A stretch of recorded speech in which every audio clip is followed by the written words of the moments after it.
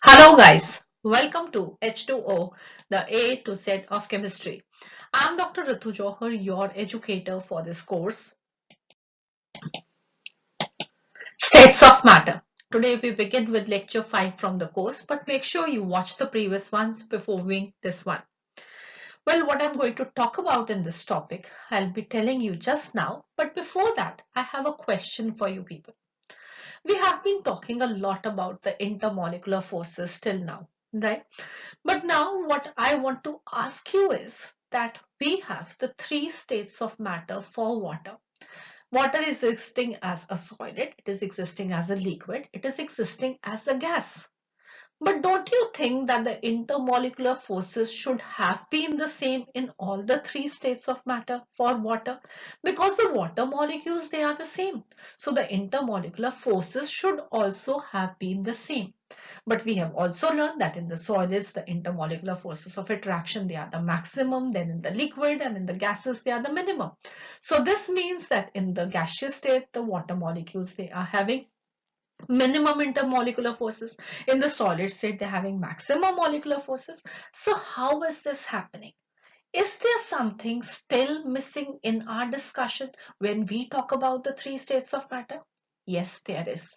And I think you all have an idea also that because you know that water, when we put it into the freezer, it is solidifying. When we put it on the gas in a pan, we are heating it, it is converting it to water vapor. So what are we doing? Well, we are changing the temperature. So there is some relation of the three states of matter with temperature. And that is what we are going to learn in this lecture. And then we will be defining a term also over here, which we will be learning for the first time. And that term is going to be thermal energy. Right? So we will be learning about thermal energy, the relationship of the three states of matter with this thermal energy. Okay, and also the relationship of thermal energy with the intermolecular forces. So we are still not done with the intermolecular forces as for now. And in fact, before I talk about this thermal energy, there are some important discussions left from the intermolecular forces as well. So in this lecture, we would also talking about the factors which are affecting the London forces. These are very important for your basic understanding, and also the characteristics and the applications of the van der Waals forces. So we will be talking about these three in this lecture of ours, and we will begin with the factors affecting London forces. So now I hope you all know what are London forces. These are the dispersion forces. These are the forces present between the instantaneous dipole and the induced dipole, and these are always attractive forces and so on that we all have learned in the various types of intermolecular forces. Now when I talk about the factors which are going to influence the London forces, the first factor is going to be the atomic or the molecular size. More is going to be the size of the atoms, more is going to be the size of the molecules, greater is going to be the strength of the London forces. Now, why is it so? Well, this is because when the size of the atoms or the molecules, this is going to increase, the electron cloud, this becomes diffused, distorted over a large surface area. And when it is going to be distorted, diffused over a large surface area, the polarization of this electron cloud is going to be very easy by the adjacent atoms and molecules. And when this is going to be easily polarized, the London forces, they are automatically going to increase. So we will be having more is going to be the atomic or the molecular size, more is going to be the London forces of attraction. Now, when this is going to be there, what is its significance for us? The significance is that when the London forces, they are going to be stronger, we will have to spend more energy to convert a solid into a liquid or a liquid into a gas. So as a result, what are we going to see? We are going to see higher boiling points and melting points. So if somebody asks you a question that which is going to have a higher boiling point, argon or neon, so what are you going to do? You are just going to compare the sizes. Both of them, they are noble gases. The only attractive forces between their atoms is going to be these London forces. So argon, this has a greater atomic size because you know that down the group, the atomic sizes, they increase. So what are you going to have? Argon is going to have a higher boiling point than neon because its atomic size were greater. The van der Waals forces, the dispersion forces, they were going to be larger, and therefore the boiling points, they are going to be high. Fine. The next we have is the molecular weight. So molecular weight, well, you can, I hope, correlate the molecular weight's relationship to the molecular size. More is going to be the molecular weight, more is going to be the molecular size. And if the molecular size is going to increase, the surface area is definitely going to increase. And definitely surface area is increasing. So the dispersion forces, they also have to increase. And if the dispersion forces, they are going to increase, again, the melting points and the boiling points, they are going to increase. So if you have to compare two molecules again, the boiling points or the melting points, what you can do is you can compare their molecular weights. For example, if you have to compare octane and hexane boiling points. So octane, this has the molecular formula C8H18, and hexane, this has a molecular formula as C6H40. So which is going to have a higher molecular weight? It is obviously going to be octane, because what is molecular weight? It is going to be the sum of the masses of all the atoms they are present, right? So this octane, this has a higher molecular weight, so it will be having stronger London forces, so this will be having higher boiling points. One thing that you have to remember over here is, here we are considering same type of molecules, right? So these are covalent compounds, but if you have a covalent compound, you have an ionic compound, and you have to compare their melting and boiling points, well, you have to remember that the ionic compounds, they are going to have higher melting and boiling points, because for them the attractive forces, they are going to be the electrostatic forces of attraction between the ions. So those are much stronger forces than the intermolecular forces, so they will be definitely having higher points. So what you have to do is that you have to compare similar type of things, and if they are not similar type of things, then you have to consider whether it is an ionic compound, whether it is hydrogen bonding happening in their case, or it is just the van der Waals forces of attraction. Okay, so please do consider these things when you are making the various comparisons. The next factor which is going to influence the strength of the London forces is the molecular shape. Now, how is the shape going to affect it? Let us understand this. Molecules, they can have different shapes. Okay, so when there are going to be some peculiar shapes which hinder the access to each other, this will reduce the intermolecular forces. For example, if you consider N-pentane, let us first of all have a structure of this. This you are going to be able to better understand when you have done the structures in organic chemistry. But as for now, just remember that this is N-pentane structure. This is a zigzag-like structure.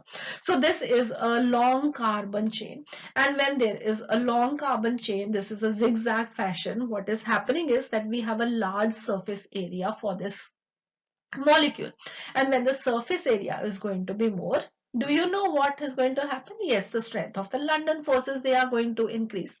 So let us see, if one molecule comes over here, this is going to have a large place for interacting with the other molecule. So the intermolecular forces, they are going to increase. The London forces, they are going to increase, because N-pentane, this is a non-polar compound. Okay. The next we have is neopentane. Now, if you have a look at the structure of neopentane, the molecular formula for both these compounds is same. This is also C5H12. This is also C5H12. So you cannot just compare them on the basis of their molecular weight, because for them the molecular weight is going to be the same. And so what we will be seeing is that if you see the shape of this is a much smaller shape, or this is a much symmetrical shape. This is having a much smaller surface area when we compare this to N-pentane. Okay, so first thing is that the surface area is decreasing over here. The other is that the shape is such that when another molecule tries to approach it, there is a hindrance for the approaching of the two molecules to each other. Therefore, as a result, the intermolecular forces, they are going to decrease. Okay, so when the intermolecular forces, they are going to decrease, what is going to happen? It is going to be less of boiling points. So what do we see is that N-pentane, this has a boiling point of 309.1 Kelvin, whereas neopentane, this has a boiling point of 282.5 Kelvin, and this is because of the virtue of the shapes. Fine. Next is the effect of temperature. Now, temperature is something that, as I already told you, that this is something that I really want to discuss in detail with you, but just giving you as a effect of the temperature on the strength of the dispersion forces. Let us just put this over here, that if the temperature is going to be low, the molecules, they will be having a lower kinetic energy, and this is going to favor the London forces, because when the molecules, they are not moving at a fast pace, they will be having much more time to interact with each other, and when they have much more time to interact with each other, obviously the London forces, they are going to increase, right? So but I will be talking much about it just in the coming up slides. Next we have is pressure. Now, what is going to happen with pressure changes? Well, if we increase the pressure, the molecules, they are going to come closer with that increased pressure. And if they are going to come closer, the intermolecular forces, they are going to increase. And anyways, you all know that the dispersion forces, they are very weak forces, and they act at a very short distance limit, right? So when the molecules, they come closer, the dispersion forces, they will be increasing. Fine. The next we have is the number of electrons which are going to be present in the atom of when we will be talking more about the inert gases over here, because it is the only type of forces which are going to be present in the inert gases and then the molecules. So the number of electrons, if it is going to be more, what do you understand? Obviously the size of the atoms and the molecules is also going to be large. So the large size atoms and molecules, they have larger number of electrons, which make the electron, again, I hope you can understand, is going to be more diffused. When that is going to be more diffused, more is going to be the polarization, more is going to be the polarization, stronger are going to be the London forces. So I hope all the factors which are affecting the strength of the London forces, they are clear to you. If by when you're doing your problem solving, certain questions on comparisons are coming, I hope you will be able now to tackle each one of them very well. Next, let us now discuss the characteristics of the van der Waals forces. Now, when I talk about these van der Waals forces, I mean all the types of intermolecular forces that we have discussed till now. Be it the dipole-dipole interactions, the dipole-induced dipole interactions, or the dispersion forces, all of them, they are the van der Waals forces. Okay, so please do remember this. And now when we have discussed the various types, we have already discussed actually these characteristics, but I just wanted them to be put together for you so that you remember them well and you can reproduce them wherever you want to. Plus in your problem solving, when you're doing the objective questions also, your concepts, they have to be very clear. Okay, so the first characteristic is that these forces, they are much weaker than the ionic and the covalent compounds. The covalent bonds. So we have already discussed this, that the ionic bonds, the covalent bonds, they are strong forces of attraction, whereas the van der Waals forces, they are weak forces of attraction. So they are going to be much weaker than them. But can we really show this by some example? Yes, we can. So let us see one example where we will be coming to know that the bonds, the ionic bonds, the covalent bonds, they are much stronger than the van der Waals forces. So if you see the energy which is required to dissociate the chlorine-chlorine covalent bond, this is 242.6 kilojoule per mole. But when we see the energy which is required to sublime crystalline chlorine, now, what do we mean by sublime? I hope you have done this in your junior classes. What is sublimation? So when we are converting a solid directly into its gaseous phase, that is called as sublimation. So what are we going to do here? We have a crystalline chlorine, we have solid phase chlorine. We are converting it into its gaseous phase. Right? So that time, what are we going to do? We are converting a solid into a gas. We are breaking the intermolecular forces of attraction among the molecules, and for that we are going to spend some energy. And what is the energy which is required over here? That is only 25 kilojoule per mole. So see this difference over here, the energy required to dissociate the covalent bond, the energy required to convert a solid into a gas. This is a big difference over here. So what does this prove? This proves that the van der Waals forces, they are much weaker than the covalent bonds, and they are also much weaker than the ionic bonds. Okay. The next we have is that these van der Waals forces, they are going to be minimum in the gases as compared to the liquids and the solids they are going to be the maximum. Why are going to be the maximum in the solids? Because they are going to be the molecules, they are going to be close to each other, so they are going to be more attractions between the molecules, right? The next we have is the higher magnitude of the van der Waals forces is indicative of the higher melting and boiling points. So I think I have discussed this with you again and again. So you do understand that more is going to be the strength of the van der Waals forces, more energy we will have to spend to overcome these forces. So the melting and the boiling points, they are going to be high. Now coming up to the applications of the van der Waals forces, where all you are going to get various types of questions related to the van der Waals forces. So the first is the physical state. Higher is the magnitude of the van der Waals forces, closer are going to be the particles, and we will be seeing the solid state. For example, if somebody asks you a question that fluorine is a gas, chlorine is a gas, bromine is a liquid, iodine is a solid, why? So the answer to this is going to be what? The answer is going to be that as we move down the group for the halogens, the size is going to increase of the atoms, and similarly now we have molecules, so the size of the molecules is going to increase as we move from fluorine to iodine. And as the molecular sizes are going to increase, the van der Waals forces are going to increase. When the van der Waals forces are going to increase, the particles, they are going to come closer to one another, and we are seeing a shift from a gaseous to the solid state, from fluorine to iodine, right? I hope this is clear. The next we have is, well, this is also, you can say, on the basis of the number of electrons also. So that is one and the same thing, that either it is the number of electrons which is increasing, or the molecular size that is increasing, or the molecular weight that is increasing. So inference from all of this is going to be that the van der Waals forces, they are increasing, right? So the next application is on the melting and the boiling points, which we have already discussed time and again now. Higher is going to be the magnitude of the van der Waals forces, closer are going to be the particles, more is going to be the energy required to overcome the attractive forces, higher are going to be the melting and the boiling points, right? So if somebody asks you a question, compare the boiling points from helium to radon, what is going to have the maximum boiling point, which is going to have the minimum boiling point, what is going to be the order of the boiling point, any type of question that is asked, well, down the group the atomic size is increasing, and if the size is increasing, the van der Waals forces are increasing. If the van der Waals forces are increasing, the boiling points, they are also going to increase. Fine. Next we have is the liquefaction of the gases. Now we have to liquefy a gas. How can we liquefy a gas? We can liquefy a gas if the magnitude of the van der Waals forces is going to be high.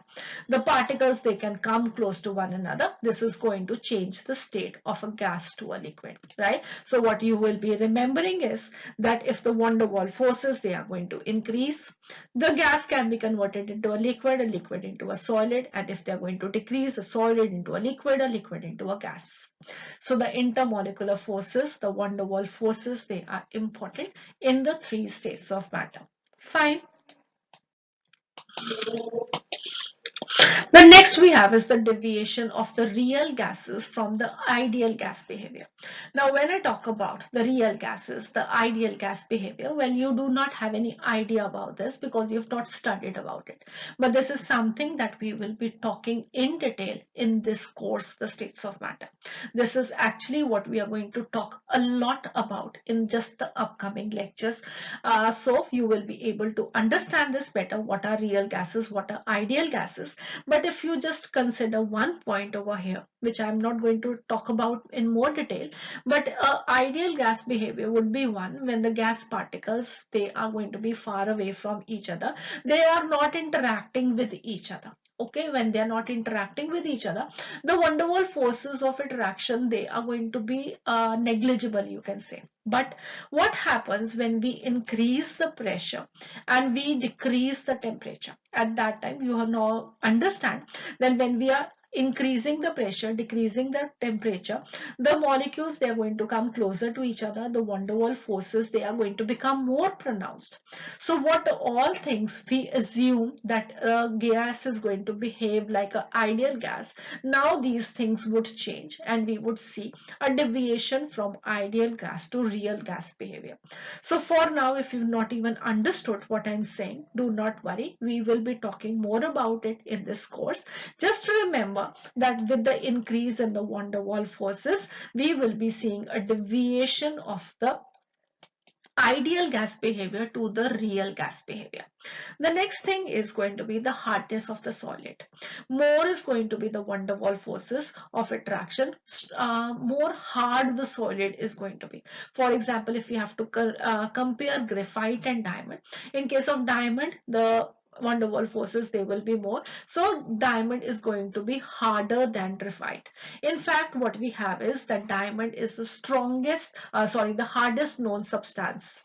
So in case of diamond, the van der Waals forces, they are going to be high as compared to graphite. Similarly, we can compare diamond and dry ice, which is solid carbon dioxide also. In case of diamond, again, the van der Waals forces, they are going to be much more than we have in the case of solid carbon dioxide. The next application is the Joule-Thomson cooling effect. Now what happens is when we pass a gas through a porous plug from a region of high pressure to a low pressure, what we see is that the gas gets cooled. So this cooling effect, when we pass a gas through a region of high pressure to a low pressure through this porous plug, this is called as Joule-Thomson cooling effect, and this is again based upon the change of the ideal gas to a real gas behavior, and this would be again an application of the van der Waals forces. Well, I will not be able to talk much about this at this point. Well, you will be in fact discussing more of this in physics, so you will be understanding this thing again. But just to remember that the Joule-Thomson cooling effect, this is also one of the applications of the van der Waals forces of attraction. So now I come up to the topic, that is thermal energy. Now what is thermal energy? How is this related to the three states of matter? How is this related to the intermolecular forces? Let us understand all this one by one. So first of all, let us define thermal energy. This is the energy of a body arising from motion of its atoms or molecules. So this thermal energy, this is going to be a measure of the average kinetic energy of the particles of matter, and this is going to be responsible for the movements of the particles. More is going to be the thermal energy, more is going to be the average kinetic energy of the particles, more is going to be the movement of the particles, right? And this movement of particles, because this is dependent upon this thermal energy, we call this as thermal motion. And this thermal energy, this is directly proportional to the temperature of the substance. So more is going to be the temperature of the substance, more is going to be the thermal energy, more is going to be the average kinetic energy of the particles, and more is going to be the movement of the particles. Vice versa also we can say more is going to be the movement of the particles, more is going to be the average kinetic energy, more is going to be the thermal energy, more is going to be the temperature of the substance, whatever we may put this as. But this thermal energy, this is going to be very important for the three states of matter. So the temperature dependence of the physical state of matter. Now let us understand this. So when the temperature is going to be high for a substance, or you can say when we are going to heat a substance, we are heating a solid. So what are we doing? We are increasing its temperature. When we are going to increase the temperature, what is going to happen? We are increasing the kinetic energy of the particles, because with increase in temperature, the thermal energy is increasing. So thermal energy is increasing, the kinetic energy of the particles is increasing. When the kinetic energy of the particles is increasing, the motion of the particles, that is increasing. When the motion of the particles is increasing, well, what is going to happen? They are going to collide with one another. The collisions are going to increase. When the collisions increase, well, now one thing is going to happen more. What is going to be that? There is going to be a complete disorder, right? So everyone bombarding with each other, colliding with each other. So what is going to happen? The disorder is going to increase. And when the disorder increases, a solid will change into a liquid. Okay, interesting. And now if we increase the temperature further, what is going to happen? Well, when we increase the temperature further, obviously now you can understand there is going to be a further increase in kinetic energy. There is going to be more mobility of the particles. When there is going to be more mobility of the particles, there are going to be more collisions. More collisions means more randomness, more disorder, the liquids changing into the gases. Right? I hope you're finding this interesting now. And if we reverse the order, we have a gas, we bring down the temperature, we will be converting it into a liquid into a solid. So now I think you are developing an understanding that even the thermal energy or the temperature, this is playing a vital role in the transformation of the three states of matter. We have till now just studied the intermolecular forces, but now along with the intermolecular forces, there is something else which is affecting the three states of matter, and that is the thermal energy or the temperature. So now let us understand what is going to be the relation between these two. So when we talk about the relation between these two are enemies of each other. They both are acting in the opposite direction. The intermolecular forces, they tend to keep the molecules together, but the thermal energy, this is trying to take the molecules apart from each other, right? So the intermolecular forces, they is bringing them together. Please come, please come, please come together, please be together. But whereas the thermal energy, no, no, no, go away, go far away. This is what is happening. So now the three states of matter, this is going to be a balance between the two forces, that is the intermolecular forces and the thermal energy. If the thermal energy is going to be more, far more than the forces of attraction, what is it going to mean? That the molecules, they are going to be far away from each other, right? So as a result, what is the state that we will be getting? We will be getting the gaseous state.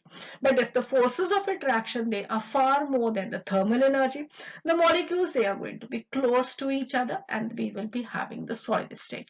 And if it is in between two, the thermal energy, not much more than the forces of attraction, or both of them, they are almost equal, what we will be seeing is the liquid state of matter, right? So I hope now you are getting things quite clear about the three states. If there is a predominance of the intermolecular forces, we will be having a gas converting into a liquid into a solid. But if there is a predominance of the thermal energy, we will be having a solid getting converted into a liquid into a gas, right? So if the molecular interactions, even if they are weak, then what we will be seeing is that the molecules, they do not cling together to make the liquid or solid unless the thermal energy is reduced by lowering the temperature. So even if the molecular interactions, they are weak, we can convert a gas into a liquid into a solid by simply lowering the thermal energy. Because when we do that, the molecules, they will be losing their mobility and there is going to be an increased intermolecular force of attraction. Okay. So one more thing that you have to remember, the gases, they do not liquefy on compression only. When we compress a gas, the molecules, they will come close to each other. The intermolecular forces will be operating to their maximum, but this does not liquefy. Why is it so? Because even at that moment, the molecules, they are not having that much forces that it can be converted into a liquid or a liquid into a solid. So what we will have to do is we will have to lower the thermal energy of the molecule, and the moment we lower the temperature, the thermal energy of the molecules is decreased, the intermolecular forces, they are operating at their maximum, so the gas can be liquefied. And on the similar grounds, what we can now understand is that we can convert even liquid water into ice. When we put a glass of water we have a glass of water and we put pressure on it, we cannot convert it into ice, right? So the attractive forces and the repulsive forces, they are countering each other. We are not able to compress the liquid. But the moment we put that water into the freezer, we are getting it converted into ice, because at the temperature that is equal to 0 degrees Celsius or below, the thermal energy of the molecules, this decreases. When that decreases, the motion of the particles, that is becoming low and low, and then the intermolecular forces, they can show their maximum effect, right? So I hope now you understand how do we have the three states of matter. Now, one thing which I can talk a lot about these things. These are very interesting things. We can talk about the three states of matter also on the basis of the particle motion. Now, what is the motion of the particles? Well, the particles, they can move in three ways. It can be a vibratory motion, that is, they are moving in just this way, right? To and fro from their mean position. Then there can be a translatory motion, they are moving like this, continuing moving in one direction. Or it can be a rotatory motion for the molecules, that they are rotating like this on their own axis, right? So any type of particle, this can have these three types of motion. But when we have the solids, in the case of the solids, the molecular forces, now you know, they are going to be strong, because the particles, they are going to be quite close to each other. When the particles, they are quite close to each other, the movement of the particles, now that is going to be only a vibratory motion, because the translatory and the rotatory motion is not possible, because the particles, they are quite close and there is no freedom for their movement.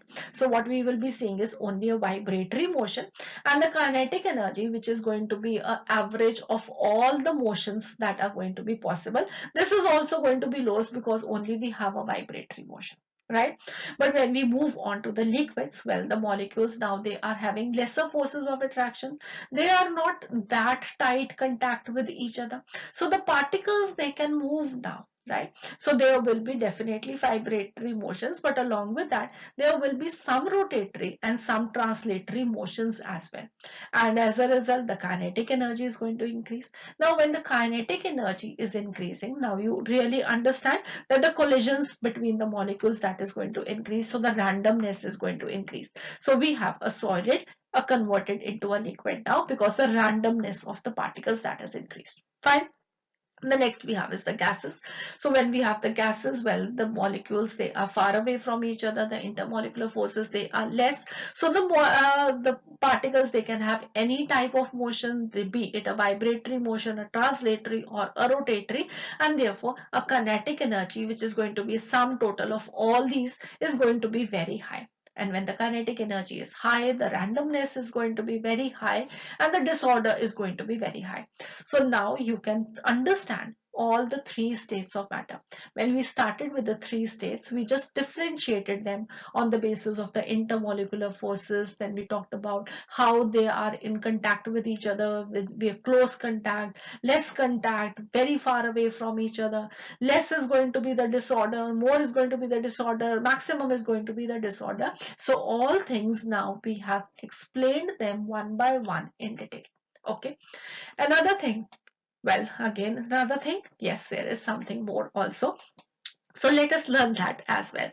When we talk about the ionic compounds and the covalent compounds, well, you have studied that the ionic compounds, they exist in the solid state, whereas the covalent compounds, they can exist as gases, liquids, as well as low melting solids. Why is that so? Now you can understand, because in the ionic compounds, we have strong cohesive forces, which are the electrostatic forces of attraction between the constituent ions. So when these forces are going to be strong, there is going to be close packing of the ions, and we will be having the ionic compounds existing in the solid state, and now they will also be having high melting and boiling points. Now you can understand well why will be they having high melting and boiling points. Yes, you can. The next we have is the covalent compounds. So in the covalent compounds, uh, in the molecule itself, we have covalent bonds, which are strong bonds, but among the molecules, they are going to be weak van der Waals forces. When they are weak van der Waals forces, they can be existing as gases, liquids, or low melting solids. Okay, so the melting points and the boiling points, they are going to be low.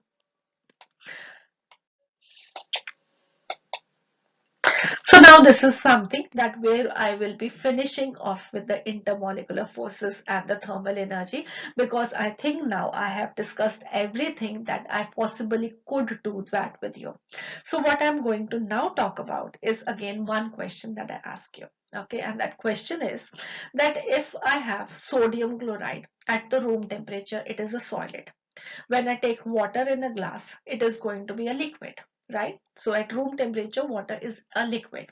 And when we talk about the atmospheric air, we have oxygen, we have nitrogen, they are existing as gases at again the room temperature. So we have the different compounds, the different substances having different state of matter at the same temperature. So how do we understand this in the terms of the melting and the boiling points? That is what I'm going to tell you. Okay. So if we have the substance which is having melting point above the room temperature, it will be always a solid at room temperature. Okay, but if the substance it is having boiling point above the room temperature and the melting point below the room temperature, it will be existing as a liquid. Whereas if a substance is there which has a boiling point below the room temperature, it will be existing as a gas. Okay, so please do remember this: melting point above room temperature solid, boiling point below room temperature gas, boiling point above, melting point below the room temperature, it is going to exist as a liquid. Fine. So finally, before I conclude, one more thing that is left, that is the fourth and the fifth state of matter. We have studied that there are the three states of matter at ordinary temperature and pressure conditions. But when we have very high temperatures or very low temperatures, we have the fourth and the fifth state of matter as well. So the fourth state of matter is going to be plasma, which is a mixture of electrons and positive ions with unusual properties. And this is the state that we see at very high temperatures, as we see in the interior of the suns or the stars, or in the presence of strong electric fields that we see in the discharge tube. So when I talk about discharge tube, one example that I can give you is of the neon lights that we have. So the neon lights, they are red lights on the street hoardings and all.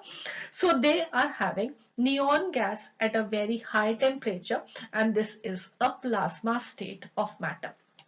And when we talk about plasma, 99% matter of this universe, this is existing in this state, not found on Earth, but definitely in the universe. When we are talking about 99% of the matter, this is present in the plasma state. And the next state, the fifth state of matter, is the super cooled solid state. So this is just the opposite of plasma. This is at a very, very low temperature. Okay, so almost you can say absolute zero Kelvin, when the temperature is going to be really dead low. Okay, so here what is happening is that the atoms, they lose their separate identity, they get condensed to behave as a single super atom. And this state, this was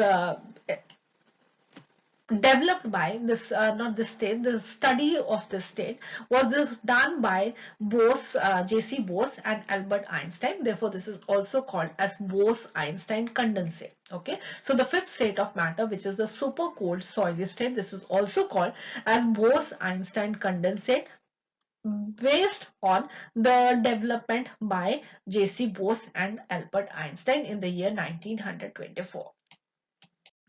So that would be all for this lecture. I hope you thoroughly enjoyed this lecture. It was quite interesting. Many mysteries being resolved over here. And in the next lecture onwards, we would be talking about the gaseous state in detail, where we will be talking about now what is ideal gas, what is real gas, and so forth. Okay, so please be with me. If you've enjoyed the lecture, do click on the like link. Also do subscribe to the channel and click on the bell icon so that you get a notification the moment we put up the new lecture for you. Any doubts, they're always welcome. Mail us at h2ochemistry@gmail.com. Also, you can join us on our Facebook page, that is H2Chemistry, again by the same name, and you can put your doubts in the comment section as well. Thank you and have a nice day. God bless you.